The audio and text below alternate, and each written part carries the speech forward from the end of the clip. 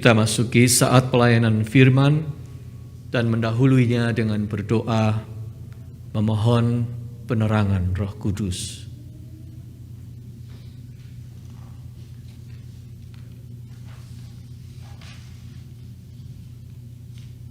Kami menyambut firman-Mu Tuhan.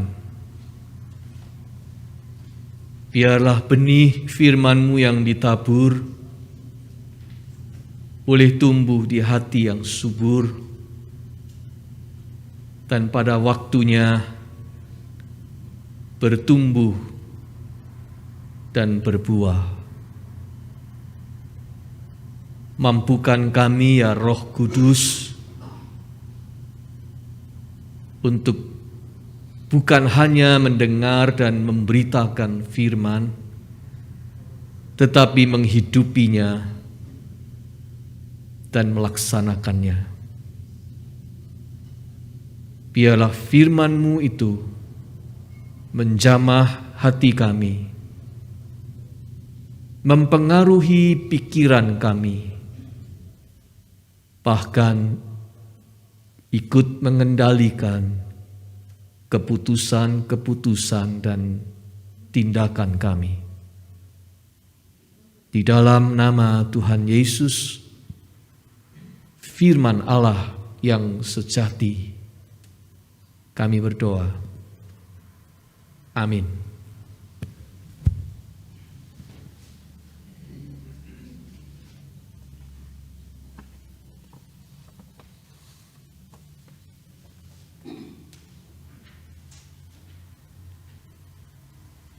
Jemaat sekalian yang dikasihi Tuhan, kita hari ini membuka bulan yang baru sekaligus rangkaian tema yang baru dalam 3 bulan ke depan.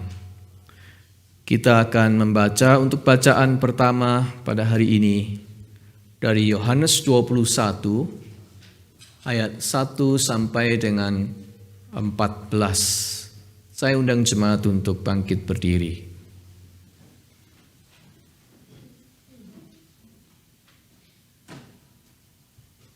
Kemudian Yesus menampakkan diri lagi kepada murid-muridnya di pantai Danau Tiberias, dan ia menampakkan diri sebagai berikut. Di pantai itu berkumpul Simon Petrus, Thomas yang disebut Didimus, Nathanael dari Kana yang di Galilea, anak-anak Zebedius, dan 2 orang muridnya yang lain. Kata Simon Petrus kepada mereka, "Aku pergi menangkap ikan." Kata mereka kepadanya, "Kami pergi juga dengan engkau." Mereka berangkat, lalu naik ke perahu, tetapi malam itu mereka tidak menangkap apa-apa. Ketika hari mulai siang, Yesus berdiri di pantai. Akan tetapi murid-murid itu tidak tahu bahwa itu adalah Yesus. Kata Yesus kepada mereka, "Hai anak-anak, adakah kamu mempunyai lauk pauk?" Jawab mereka, "Tidak ada."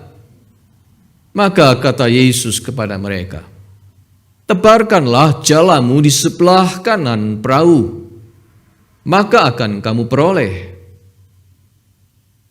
Lalu mereka menebarkannya, dan mereka tidak dapat menariknya lagi karena banyaknya ikan. Maka murid yang dikasihi Yesus itu berkata kepada Petrus, "Itu Tuhan." Ketika Petrus mendengar bahwa itu adalah Tuhan, maka ia mengenakan pakaiannya sebab ia tidak berpakaian, lalu terjun ke dalam danau. Murid-murid yang lain datang dengan perahu karena mereka tidak jauh dari darat, hanya kira-kira 200 hasta saja, dan mereka menghela jala yang penuh ikan itu. Ketika mereka tiba di darat, mereka melihat api arang, dan di atasnya ikan dan roti. Kata Yesus kepada mereka, Bawalah beberapa ikan yang baru kamu tangkap itu. Simon Petrus naik ke perahu lalu menghela jala itu ke darat penuh ikan-ikan besar, 153 ekor banyaknya. Dan sungguh pun sebanyak itu, jala itu tidak koyak. Kata Yesus kepada mereka, "Marilah dan sarapanlah." Tidak ada di antara murid-murid itu yang berani bertanya kepadanya, "Siapakah engkau?" Sebab mereka tahu bahwa ia adalah Tuhan. Yesus maju ke depan, mengambil roti dan memberikannya kepada mereka, demikian juga ikan itu. Itulah ketiga kalinya Yesus menampakkan diri kepada murid-muridnya sesudah ia bangkit dari antara orang mati. Demikianlah pembacaan Alkitab. Berbahagia kita yang mendengar firman Allah dan memeliharanya. Haleluya.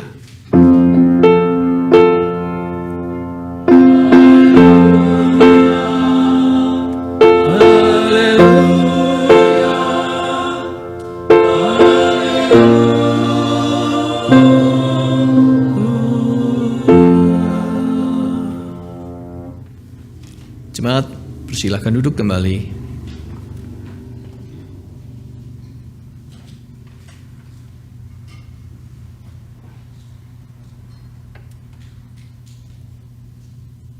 Episode penampakan Tuhan ketiga kalinya kepada murid-murid sesudah kebangkitannya ini adalah salah satu cerita favorit saya, cerita Alkitab favorit saya.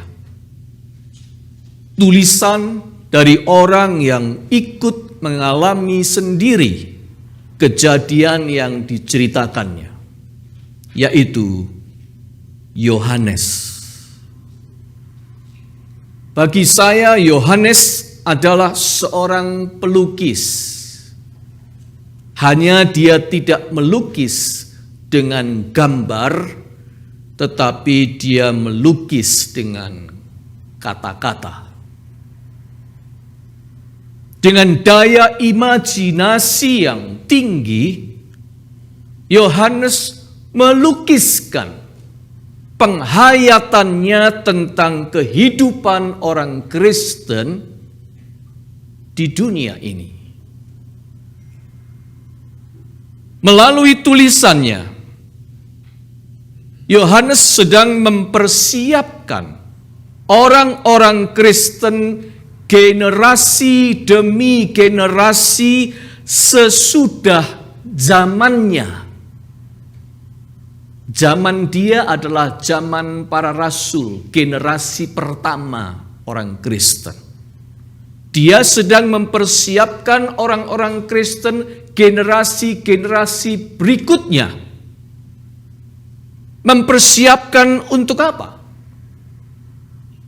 Mempersiapkan untuk mereka bisa melihat Yesus atau mengenali Yesus yang bangkit di dalam keseharian hidupnya, walaupun Yesus sudah naik ke sorga nantinya. Tapi mereka dipersiapkan untuk bisa mengenali Yesus yang bangkit dalam keseharian hidupnya. Sampai suatu saat nanti mereka akan melihat Yesus yang bangkit itu face to face, muka dengan muka. Nanti, tapi sekarang selagi masih hidup di dunia ini, mereka dipersiapkan untuk belajar melihat Yesus dengan cara yang berbeda.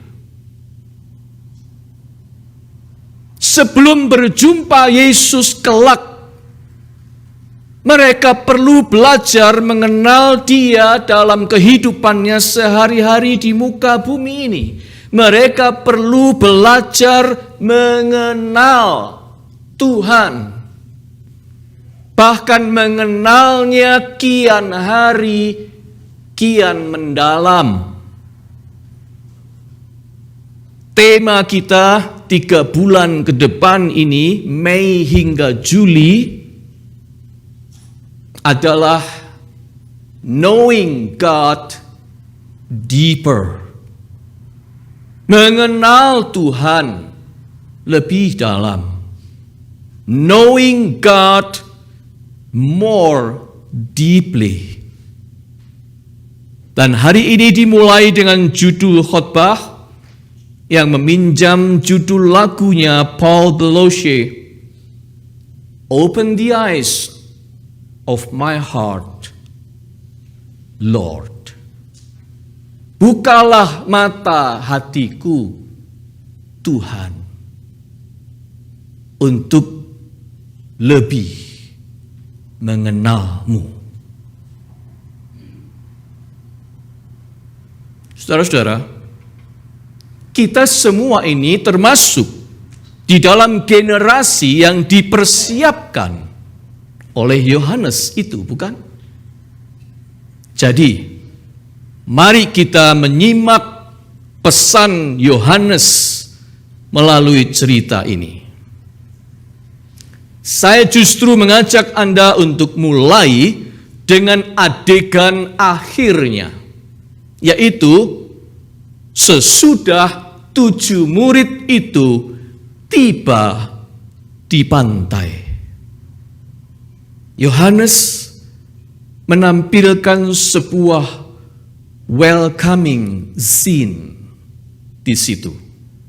Suatu adegan penyambutan di pantai. Ada fajar pagi mulai merekah. Ada api unggun menyala. Asapnya semerbak harum, aroma ikan bakar dan roti. Lempengan roti sudah tersedia. Lalu terdengar suara lembut, Tuhan berkata, marilah dan sarapanlah. Alkitab bahasa Inggris The Message menerjemahkan, breakfast is ready. Breakfast is ready. Bagi para murid yang sudah letih dan lapar itu, it's a perfect breakfast time. Dibalut oleh suasana yang kudus, Tuhan hadir di situ, sekaligus menjadi host, tuan rumah yang menyambut mereka. Mari, breakfast sudah tersedia. Semua keraguan lenyap.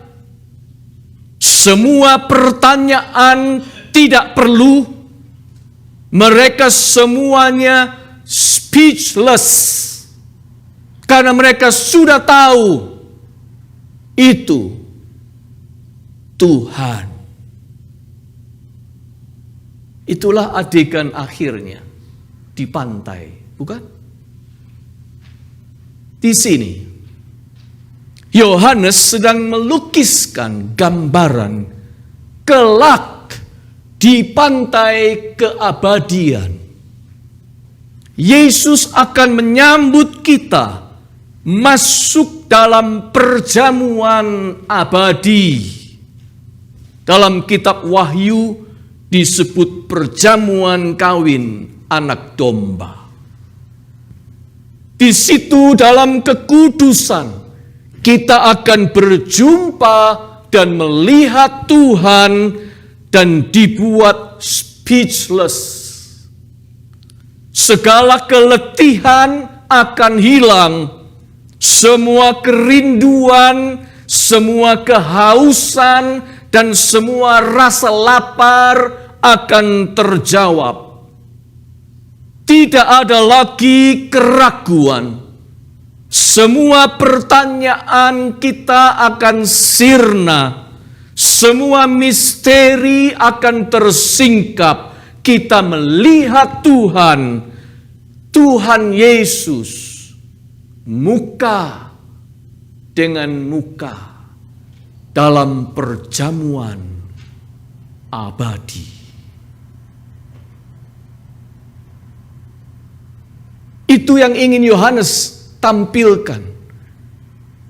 Itu yang kelak dalam perjamuan abadi Dia menjumpai kita dalam perjamuan kawin anak domba.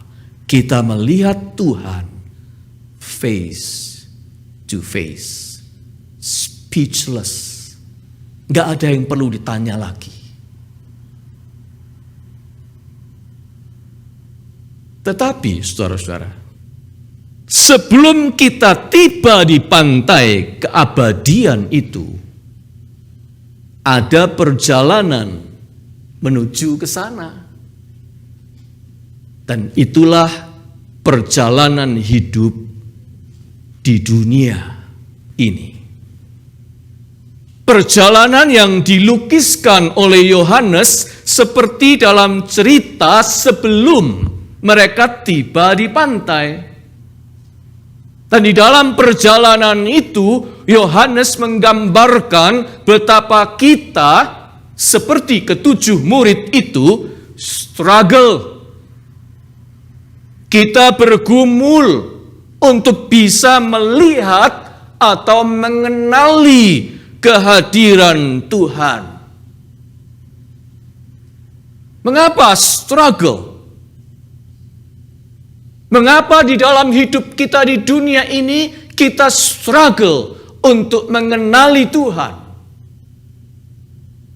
Sebab ada beberapa hal dalam cerita Yohanes ini yang menghalangi atau mengaburkan pandangan kita untuk bisa melihat Tuhan hadir.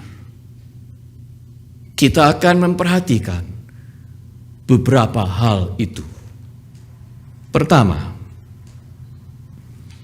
dimulai dengan perkataan Petrus, "Aku pergi menangkap ikan." Lalu disambut oleh kawan-kawannya lain, "Kami pergi juga dengan engkau." Pergi menangkap ikan. Padahal belum lama ini Yesus menampakkan diri dan menyampaikan pesan pengutusan. Ingat khotbah minggu lalu, "So I send you." Demikian juga aku mengutus kamu. Mereka diutus untuk apa? Untuk menjala manusia, bukan menjala ikan lagi. Tetapi sekarang kok malah kembali ke perahu yang sama, ke laut yang sama, dan melakukan pekerjaan yang sama, itu lagi menangkap ikan. Mengapa? Sudah jelas diutus menjala manusia, sekarang malah menjala ikan lagi. Mengapa? Saudara-saudara, sebab begitulah kita. Kita ini cenderung untuk memilih, cenderung untuk mengandalkan apa yang kita sudah tahu. Petrus taunya memang menangkap ikan. Itu yang dia paling tahu dan yang dia sudah tahu. Menangkap ikan. Jadi paling gampang ya kembali ke apa yang sudah tahu. Padahal saudara-saudara, Kalau kita selalu berpegang pada apa yang kita sudah tahu, kita tidak akan menambah pengetahuan kita. Seberapa yang Anda tahu tentang burung? Seberapa yang Anda tahu tentang spesies burung? Pergilah ke taman burung. Anda akan terpesona sekaligus tersadar betapa banyak yang Anda tidak atau belum tahu tentang spesies burung. Dalam hal wisdom, berlaku yang sama. Seperti yang dikatakan oleh Socrates. The only true wisdom is in knowing you know nothing. Hikmat atau pengetahuan yang sejati adalah tahu bahwa kamu tidak tahu.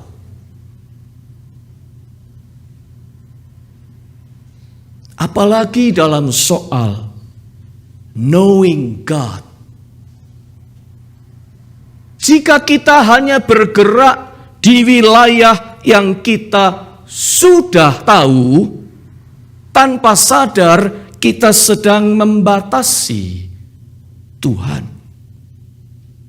Bagaimana Tuhan bisa memperkenalkan dirinya lebih lagi apabila kita mendekam terus di dalam kepompong kita sendiri? Ironisnya adalah orang Kristen yang paling tidak bertumbuh adalah dia yang selalu berkata, "Aku sudah tahu."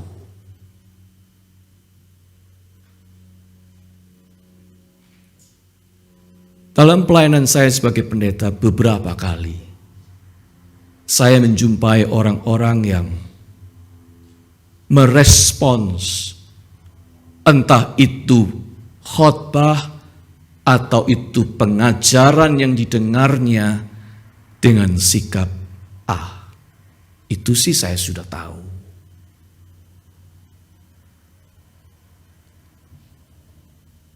Kalau kita selalu berpikir, saya sudah tahu, kita tidak akan pernah menambah pengetahuan kita lagi. Kita akan seperti katak di dalam tempurung. Sudah tahu, tapi taunya ya itu saja, dan itu terus. Bagaimana kita bisa knowing God deeper kalau kita bersikap, saya sudah tahu, dan selalu mau kembali pada apa yang saya sudah tahu. Hal kedua, saudara-saudara, ternyata ada lagi yang bisa menghalangi kita untuk mengenal Tuhan lebih dalam.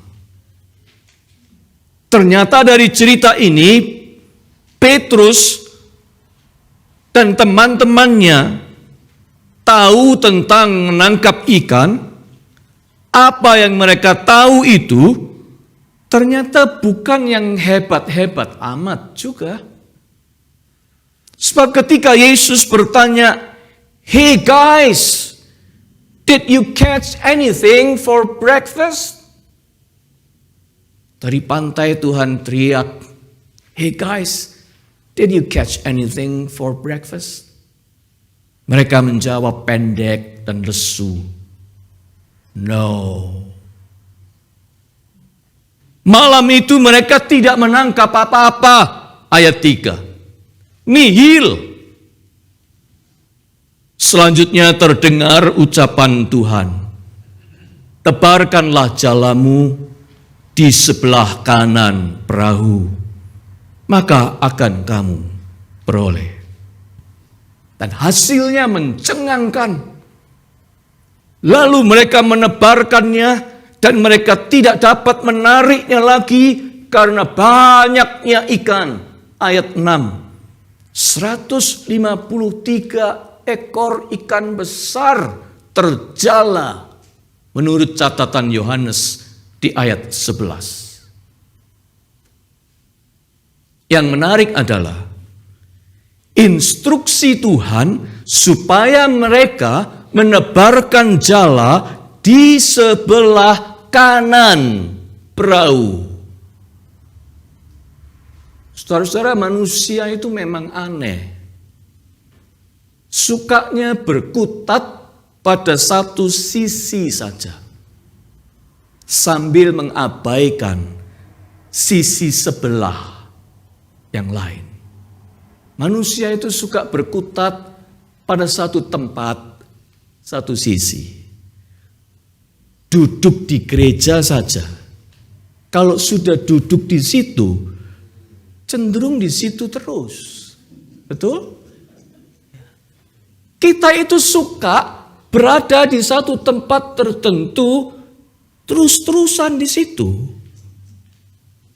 Kalau kita punya restoran atau punya makanan favorit, cenderungnya kita makan itu dan makan di situ terus. Kayak nggak ada yang lain. Ini rupanya saking confident-nya mereka dengan pengetahuannya tentang menangkap ikan, mereka itu terus menjala di sebelah kiri perahu. Aneh tapi nyata. Semalam-malaman satu sisi terus. Akibatnya tanpa disadari sisi sebelah kanan jadi terlupakan.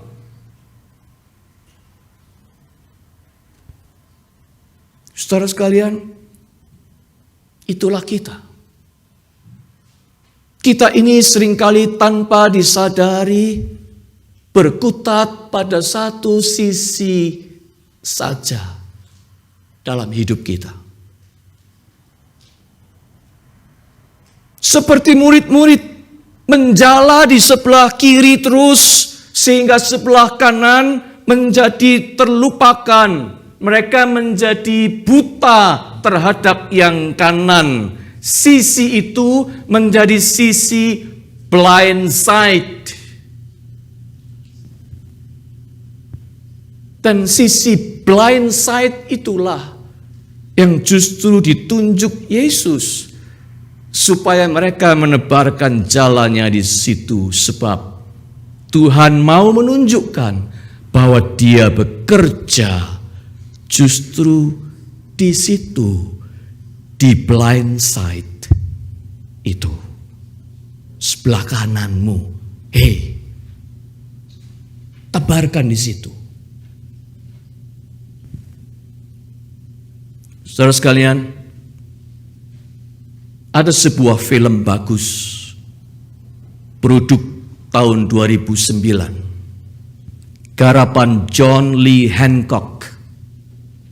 Diangkat dari kisah nyata seorang American football player, pria hitam yang namanya Michael Oher. Judul film itu The Blind Side. Mengisahkan sebuah keluarga Kristen kulit putih yang tinggal di Tennessee. Mereka justru menemukan sebuah kebahagiaan ketika mereka mulai menerima kehadiran seorang remaja kulit hitam di dalam keluarga mereka. Meskipun dianggap aneh waktu itu dan menentang arus, mereka terus maju, berjuang, sampai akhirnya mereka berhasil menjadi legal guardian untuk remaja kulit hitam itu. Dan di dalam asuhan mereka, keluarga kulit putih itu, anak kulit hitam itu memiliki masa depan yang gemilang sebagai football player ternama Michael Orr. Dikisahkan dalam film itu, waktu mengunjungi lingkungan kumuh dari mana anak kulit hitam itu berasal, ibu angkatnya yang kulit putih itu berkata, "Hei, seumur hidup aku baru tahu ada daerah ini di Tennessee." Itu wilayah blind side buat dia. Dia tinggal di Tennessee, tetapi dia tidak pernah tahu ada daerah itu di Tennessee. Itu blind side area buat dia. Tetapi anak pungutnya yang kulit hitam itu memang berasal dari situ. Dan film itu mau mengatakan bahwa anak kulit hitam itu memang adalah sebuah dunia blind side bagi keluarga kulit putih itu. Tetapi uniknya Tuhan menghadirkan kebahagiaan kepada mereka ketika mereka berani berpaling ke sebelah, menjangkau dunia blind side itu. Seakan-akan mereka mendengar suara Tuhan yang berkata, "Tebarkan jalamu di sebelah kanan. You will see me at the blind side of your life."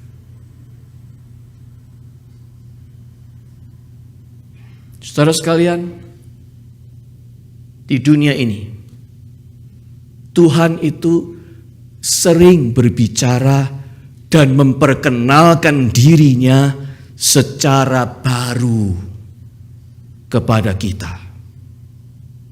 Melalui apa? Melalui the blind sides of our life. Melalui sisi sebelah yang kita abaikan. Kalau dalam cerita murid-murid, melalui sisi kanan yang tidak disentuh sama sekali semalam-malaman. Jika Anda tergolong kaum yang berkecukupan, Tuhan itu ingin memperkenalkan diri melalui dunia orang-orang yang berkekurangan. Your blind side. Jika kita kaum berpendidikan, bisa jadi Tuhan itu malah memperkenalkan diri di dalam diri orang-orang sederhana yang tak kenal bangku sekolah. Mereka bisa menyapa kita. Mereka itu your blind side. Jika Anda majikan atau bos, jangan abaikan buruh-buruhmu. Ingat hari buruh. Sebab bisa jadi lewat dunia para buruh, Tuhan bicara pada para bos. Jika kita mengira teman kita lah yang mestinya berbuat baik, dalam kenyataan bisa jadi kebaikan malah datang dari orang yang kita tidak sangka, orang asing yang kita tidak kenal, atau bahkan orang yang kita kira musuh kita. Our blind side. Sisi blind side bisa ada jauh di sana, bisa dekat, bisa orang yang di rumah kita lupakan, kita anggap the blind side. Kalau Anda pemilik rumah, Anda landlord, bisa jadi Tuhan bicara lewat your tenant atau orang yang numpang di rumahmu, your blind side.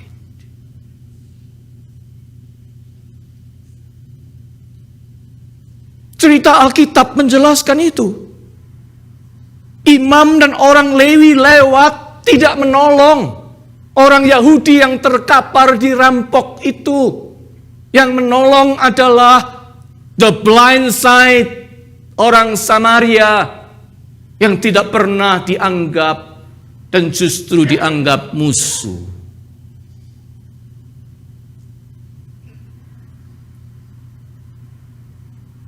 Kadangkala sesama orang Kristen malah jahat dan menipumu. Tetapi ada orang non-Kristen yang malah tulus membantumu, bukan? Bagaimana bisa? Karena Tuhan ingin menunjukkan dirinya lewat the blind sides of your life. Melalui the blind sides of your world, God reveals Himself.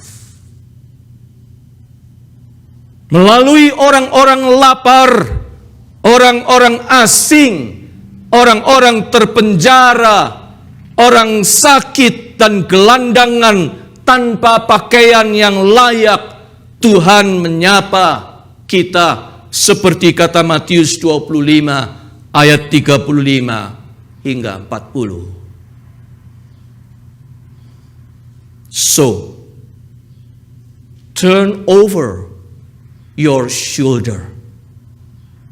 There is always a blind side dalam hidup kita yang jika kita berani melangkah memasukinya, Tuhan justru memperkenalkan dirinya lebih dalam kepada kita. Ketika kita berani menoleh kepada the blind side dalam hidup kita, mengeksplornya, Tuhan menampakkan dirinya dan menyapa kita, memperkenalkan diri, membuka wawasan kita, membuka mata hati kita, open the eyes of our hearts so we can see Him. Sayup-sayup terdengar, tebarkanlah jalanmu di sebelah kanan perahu, maka akan kamu beroleh, kata Tuhan. Sekarang yang ketiga, Yohanes sengaja memberi keterangan bahwa saat itu hari sudah mulai siang, ayat 4. Dan juga jarak antara mereka dengan pantai di mana Yesus berdiri tercatat begini. Mereka tidak jauh dari darat, hanya kira-kira 200 hasta saja, ayat 8. Artinya, mereka hanya berjarak sekitar 9-10 meter saja dan matahari sudah terbit. Tetapi mereka tidak mengenali pria yang berdiri di pantai itu adalah Yesus. Mereka melihat, tetapi mereka tidak tahu bahwa itu Tuhan. Kecuali seorang murid, yaitu Yohanes sendiri, yang pertama kali mengenalinya waktu ia masih berada di dalam perahu. Maka murid yang dikasihi Yesus itu berkata kepada Petrus, "Itu Tuhan." Ayat 7. Bagaimana bisa? Bagaimana Yohanes tiba-tiba mengenali bahwa itu Tuhan? Saudara-saudara, di sini Yohanes seakan-akan hendak bersaksi. Jika pada akhirnya dirinya tahu bahwa itu Tuhan, itu bukan atas dasar penglihatan, bukan karena jelas di mata. Sebab waktu itu walaupun jaraknya cukup dekat dan sudah cukup terang, Tidak satu pun mata bisa mengenali Yesus, termasuk dirinya. Di sini ada satu faktor yang sering terluput dari perhatian, yaitu Yesus berbicara. Di pantai itu, dia bukan cuma berdiri, dia berbicara. Dari semula dia bicara. Suaranya terus berkumandang di seberang pantai. Dia bertanya dan dia memberi instruksi. Dan Yohanes mendengar suara Yesus itu. Seperti domba yang mengenali suara Sang Gembala. Yohanes 10 ayat 14 sampai 16. Saat berulang kali Yohanes mendengar suara itu sambil mengamati apa yang sedang terjadi di perahu itu, tahu-tahu Yohanes segera klik, itu Tuhan. Saudara sekalian, ini prinsip yang terpenting dalam perjalanan hidup di dunia ini. Kita memang tidak melihat Tuhan dengan mata jasmani kita. Tidak. Sama seperti murid-murid tidak bisa melihat Yesus di pantai itu walaupun sudah cukup dekat. Kita tidak bisa mengandalkan mata jasmani kita, penglihatan kita, walaupun tidak tertutup kemungkinan ada orang-orang tertentu yang dikaruniai penglihatan-penglihatan istimewa. Ya, tetapi sebagian besar dari kita tidak. Kita tidak melihat Tuhan di dunia ini sampai kelak kita bertemu Dia muka dengan muka. Maka cara kita mengenali Tuhan di sini, di dunia ini, bukan dengan melihat, melainkan dengan berulang kali mendengarkan suaranya, mendengarkan firman-Nya, seperti pengalaman Yohanes. Dengan mendengarkan firman-Nya berulang kali dan melihat kejadian yang ada di depan mata, saat itulah dia klik, ini Tuhan. Lalu Yohanes berjerih payah menyelesaikan tugasnya, menuliskan kesaksiannya menjadi kitab Injil. Supaya apa? Supaya orang bisa membaca dan mendengar Tuhan berfirman. Yohanes 20 ayat 31. Supaya kita bisa mengenal Tuhan dengan lebih mendalam melalui firman-Nya. Saudara sekalian, dalam perjalanan hidup kita di dunia ini, kita tidak mengenali Tuhan dengan cara melihat, tetapi dengan cara mendengar. Bukankah kalau Anda sedang berada dalam ruangan yang cukup gelap, mata tidak bisa melihat dengan jelas? Indera mana yang Anda gunakan lebih besar?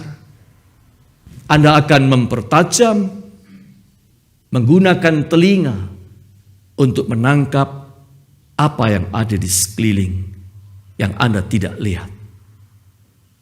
Begitulah hidup orang Kristen. Kita tidak melihat Tuhan. Oleh karena itu kita harus lebih menajamkan pendengaran kita.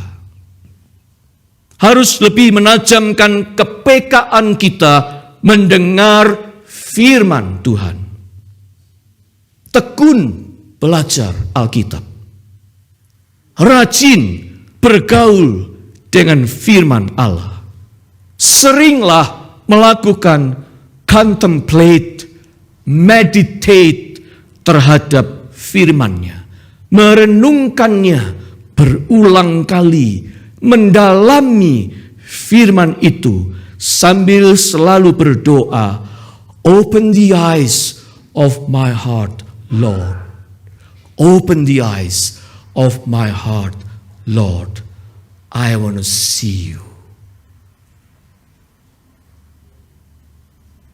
Jadi kesimpulannya, apabila dalam hidup sehari-hari kita di dunia ini, kita mau menyadari, lebih mengenali kehadiran Tuhan, pertama, jangan kaku pada apa yang kita sudah tahu saja. Atau sombong merasa sudah tahu. Sebaliknya, belajarlah untuk tahu, bahkan lebih tahu, bahkan tahu hal-hal yang baru. 1. A new adventure with God. We need that. Yang kedua, jangan abaikan the blind side of your life. Tengoklah ke sana, sebab jangan-jangan Tuhan malah hadir di situ. Jangan di kiri terus.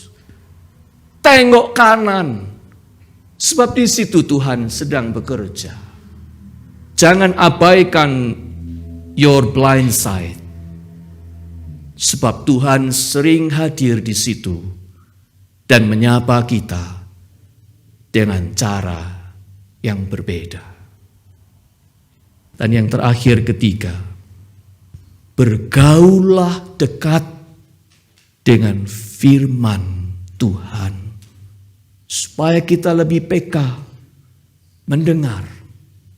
mendengar suara Sang Gembala yang baik, Yesus Kristus.